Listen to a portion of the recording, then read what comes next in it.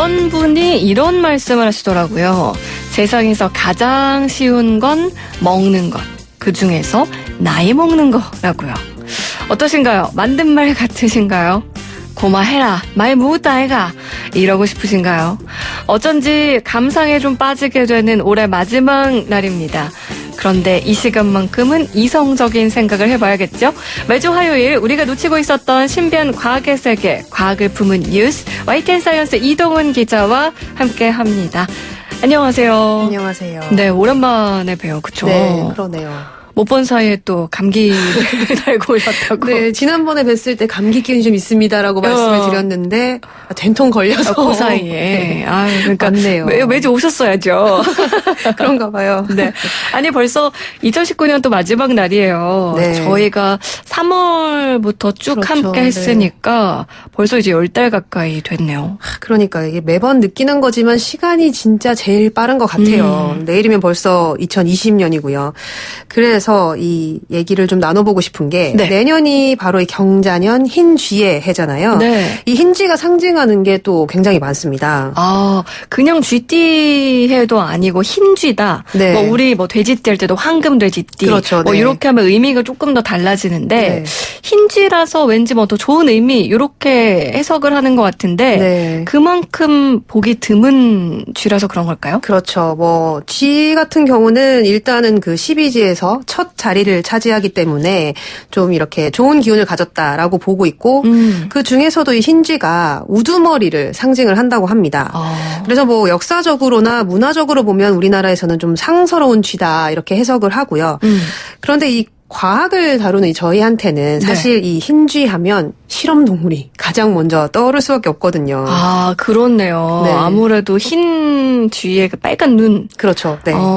이 실험용 쥐가 대부분 이 흰쥐인데 네. 취재하면서 이동훈 기자도 많이 보지 않았나요? 아마 저희가 일하면서 가장 자주 만나는 동물이 있다면 아마 이 흰쥐가 아닐까 네. 싶은데요.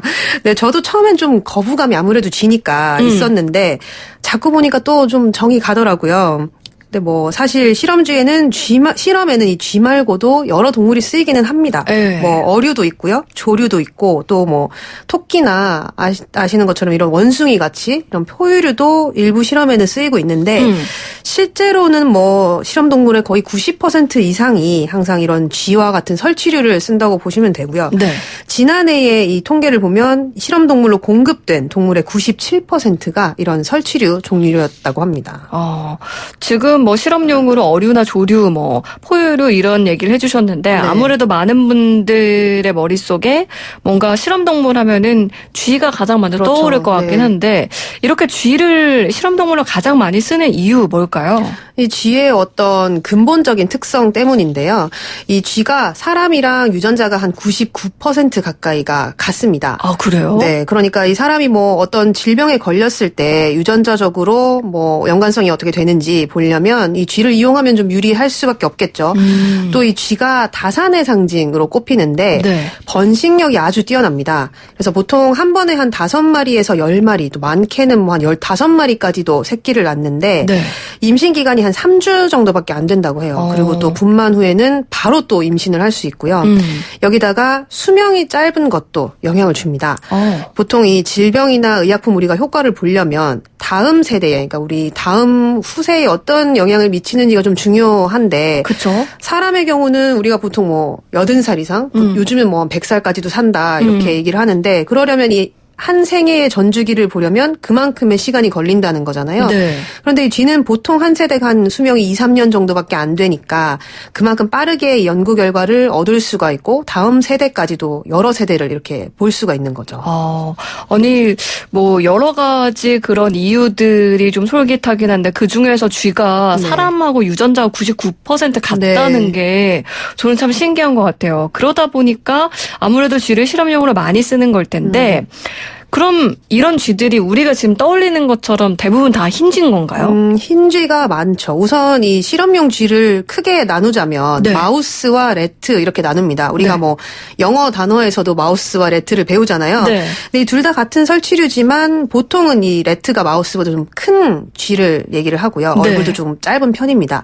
그런데 뭐 대부분은 그냥 쥐 이렇게 통일을 해서 부르는 경우가 많은데 물론 이 마우스나 래트 둘 다 흰 쥐가 많지만 저희가 뭐 실제로 가서 봐도 검은 털을 가진 쥐도 쓰고요. 또 뭐 털이 없는 쥐, 이른바 뭐 누드쥐라고 하는데 이런 실험용 쥐도 있습니다.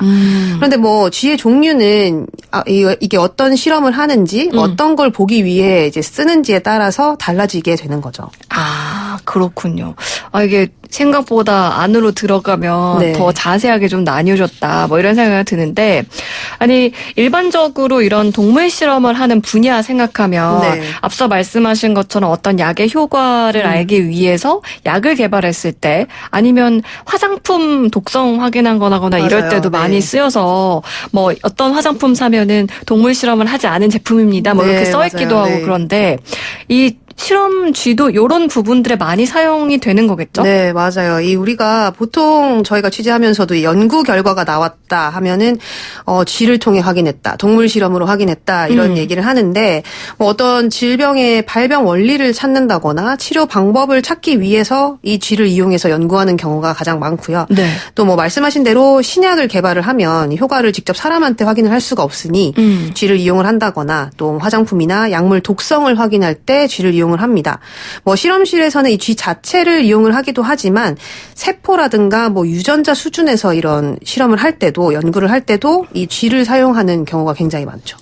이런 얘기를 듣고 보면은 사실 조금 이런 실험용 쥐들이 불쌍한 느낌도 네. 들고 우리 인간을 위해서 정말 큰 역할을 하고 있구나 네. 이런 생각이 드는데 근데 사실 그냥 쥐 하면은 우리가 일단 더럽고 맞아요. 네. 뭔가 그 안 좋은 바이러스를 네. 옮기는 그런 부정적이죠. 네, 네. 그런 이미지가 가장 먼저 떠오르잖아요. 맞아요. 근데 과학적으로도 인간한테도 이렇게 도움을 주고 있었구나 이런 생각이 드네요. 그렇죠. 뭐 실제로도 쥐가 여러 질병을 옮기는 어떤 원인이 되기 때문에 사람들한테 좀 피해를 준다는 인식이 좀 큰 편인데 네. 대표적으로 이 흑사병 같은 경우가 있죠.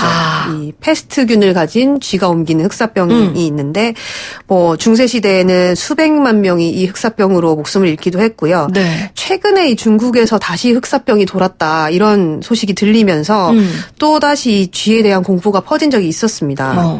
그런데 이 과학계에서는 사실 이 쥐를 이용한 게 벌써 한 100년이 넘었어요. 정말 오래됐네요. 네, 실제로 뭐 한 19세기 말에 일부 이 과학자들이 이 질병 원리나 치료법을 찾으려면 쥐를 사용해야겠다 이렇게 해서 쥐를 쓰기 시작했는데 영국 같은 경우는 벌써 1876년에 그러니까 한 140년도 더 전에 네. 이런 실험쥐 관리에 대한 법률이 생기기도 했다고 합니다. 그러니까 뭐 거의 한 세기가 넘도록 이 쥐가 우리 인류를 위해서 어떻게 보면은 희생이 된 셈인데 네. 그만큼 뭐 쥐가 없었다면 과연 이 과학의 발전이 지금처럼 빨리 이루어졌을 것인가 뭐 그러지 않았을 것이다 이런 평가도 나오고 있는 겁니다. 네. 지금 뭐 유튜브 댓글창으로 유중님께서 쥐 자체가 인간에게 좋은 게 아니라 실험용으로 쓸만하다는 건 거죠. 집에서 쥐 나오면 위험하죠. 그거는 안 되죠. 이건 그렇죠. 네, 네, 당연하죠. 맞습니다. 그렇죠. 그리고 장준님, 쥐 유전자가 사람과 99% 비슷하다는 거 처음 알았어요. 이렇게 또 보내주셨는데 네. 아마 많은 분들이 저랑 같이 또 공감하시지 않았을까 네. 이런 생각이 듭니다. 그러면요, 이런 실험쥐에 앞서서 뭐 임신 기간이라던가 뭐 생애 이런 얘기도 해주셨는데 어떻게 태어나는 건가요? 뭐 지금 같은 경우는 이 실험쥐가 한마디로 만들어진다 이렇게 보시면 될 것 같아요. 네. 보통 이 흰쥐의 경우는 우리나라에서 한 해 동안 한 400만 마리 정도가 생산이 되고 또 희생이 된다고 합니다. 네. 요즘은 이 전문적인 실험동물 공급 업체가 있어요. 그래서 이런 업체들이 국내에서도 쥐를 교배를 해서 새끼를 낳고 또 키우는데 흰쥐 같은 경우는 대부분은 이 외국 품종이고요. 아무래도 암컷이 새끼를 낳기 때문에 조금 더 뭐 큰 차이는 없지만 조금은 더 수요가 많은 편이라고 합니다. 우선은 이 업체들에서 자연교배로 새끼를 낳게 하고요. 그러면 이제 새끼들이 어미와 함께 하면서 젖을 먹고 자라다가 한 열흘 정도가 지나면 사료를 섞어서 먹게 됩니다. 이 네. 사료들이 이제 앞으로 이 실험실에 가서도 먹게 되는 그 사료들인데 이렇게 해서 한 3주 정도 크고 나면 실제 이 연구실로 가게 되는 거죠. 네. 이때 보통 이 마우스가 한 8g에서 13g 정도고요. 레트 같은 경우는 한 40g 정도로 이 사이즈가 된다고, 크기가 된다고 합니다. 네. 그리고 뭐 실제로 실험용으로 쥐를 쓰는 데는 이 다른 동물들보다 좀 가격이 저렴한 편이라는 점도 작용을 하는데 실험쥐 가격이 사실은 천차만별이에요. 그래서 뭐 적게는 한 마리에 한 3,000원 정도 하는 경우도 있고 많게는 한 300만 원까지도 나간다고 합니다. 이게 어떤 용도로 쓰이느냐에 따라서 가격이 좀 달라진다고 하네요. 그러면 이제 뭐 실험용 쥐라고 해서 네. 몸값이 다 같은 건 지금 아닌 거고. 네네. 그래서 근데 뭔가 계속 동물 이야기를 하면서 가격을 이야기하고 뭔가 미안한 마음이 들죠. 실험 대상이다 막 이런 얘기를 하니까 네. 약간 좀 죄책감이 들기도 하는데 일단은 우리 인류를 위해서 만들어지고 키워지고 있는 그런 상황인 건데 아까 뭐 가격의 차이도 있다라고 네. 얘기를 하셨는데 실험용으로 이 쥐가 사용이 되려면 좀 가지고 있는 특별한 조건들도 왠지 있어야 될 것 같거든요. 뭐 물론 실험실로 가기 전에 일종의 뭐 건강 검진 같은 걸 하는데 네. 대부분은 통과할 수밖에 없습니다. 뭐 왜냐하면 실험을 위해서 태어나고 키워지기 때문에 철저하게 관리가 이루어지기 때문인데 연구용으로 사용하려면 뭐 질병이라든가 세균에 노출되면 안 되잖아요. 네. 그래서 업체에서도 거의 뭐 무균실 수준으로 뭐 엄격하게 관리를 한다고 합니다. 네. 또 뭐 대학이나 실험실에 가고 난 뒤에도 대부분은 이런 기관들에서 별도의 시설을 만들어서 이런 실험 동물들을 좀 철저하게 관리를 하는데요. 저도 뭐 취재하면서 여러 가지 뭐 동물들을 보고 여러 연구실을 가봤는데 보통 쥐를 촬영하는 게 쉽지는 않더라고요. 아, 그래요? 네, 촬영을 하려면 보통 이 우리가 들고 가는 카메라 장비라던가 사람까지도 소독을 다 거쳐야 되고요. 네. 또 방진복이라고 하죠. 세균이 들어가지 않도록 이 머리부터 발끝까지 아주 꽁꽁 싸매고 들어가야 되는 그런 경우도 많더라고요. 실험실에서는 어쨌든 이 친구들의 그런 실험 결과에 따라서 연구 결과에 따라서 네. 어떻게 또 될지 모르는 거기 때문에 여기서만큼은 귀한 대접을 받고 있는 중요한 건데 역할을 하고 있죠. 그러니까요.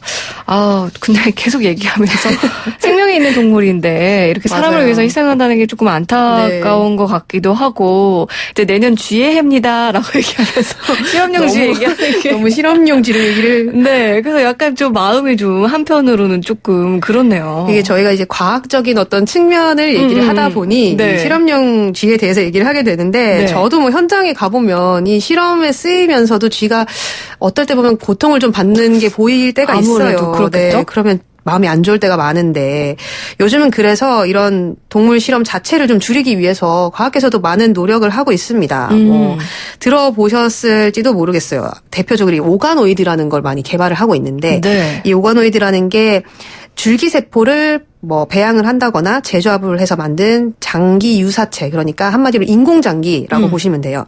그래서 이 오가노이드를 이용을 하면 인공적으로 뭐 심장이라든가 위라든가 이런 장기를 만들 수가 있기 때문에 네. 쥐를 굳이 사용하지 않고도 뭐 쥐뿐만 아니라 동물을 사용하지 않고 연구 결과를 얻을 수가 있게 되죠. 또 요즘은 이 플라스틱 위에다가 세포를 배양을 해서 장기의 기능을 그대로 흉내를 낸 장치들도 개발이 되는데 뭐 보통 우리가 장기 칩이라고 부르는데요. 네. 이런 것 같은 경우는 뭐 사람 조직이나 장기 기능을 그대로 이제 표현을 해서 본떴기 때문에 네. 동물 실험을 뭐 완전히 대체할 수 있는 역할을 할 수가 있죠. 앞서서도 말씀드리기도 했지만 사실 이런 동물들의 희생을 담보로 하는 실험에 대해서 반대 목소리가 높아지고 그런 실험하지 않은 제품들을 또 홍보하면서 이제 출시되기도 하기 때문에 네. 이런 기술들이 계속해서 개발되는 게 아닌가라는 생각이 드는데 이런 거는 어쨌든 과학계 전반적으로도 네. 좀 긍정적인 움직임이겠죠? 맞아요. 네. 그리고 뭐 전 세계적으로도 이렇게 동물 실험을 줄이자 이런 의견들도 많이 나오고 있고 논의도 많이 이루어지고 있습니다. 그래서 실제로 이 세계보건기구에서는 윤리적인 차원에서 동물 실험의 3R 원칙이라는 것을 정해놓고 있는데 네.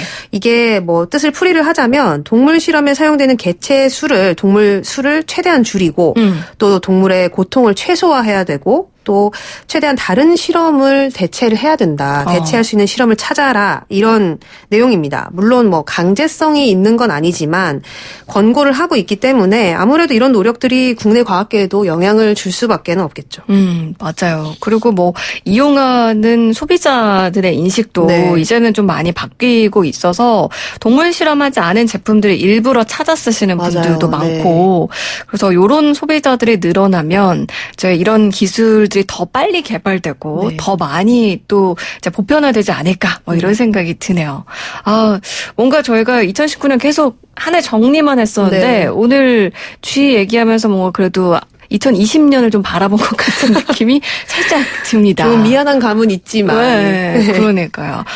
새해에도 또 잘 부탁드릴게요, 이런 기자. 네, 저도 잘 부탁드립니다. 네, 청취자분들께도 인사 한 말씀 해주세요. 네, 뭐 올 한 해 잘 오늘 마지막 날이니까 마무리하셨으면 좋겠고 내년에는 저처럼 이제 건강을 좀 이렇게 감기에 걸리시거나 이런 네. 분들 없이 건강하게 이제 새해를 맞이하셨으면 좋겠습니다. 네, 고맙습니다.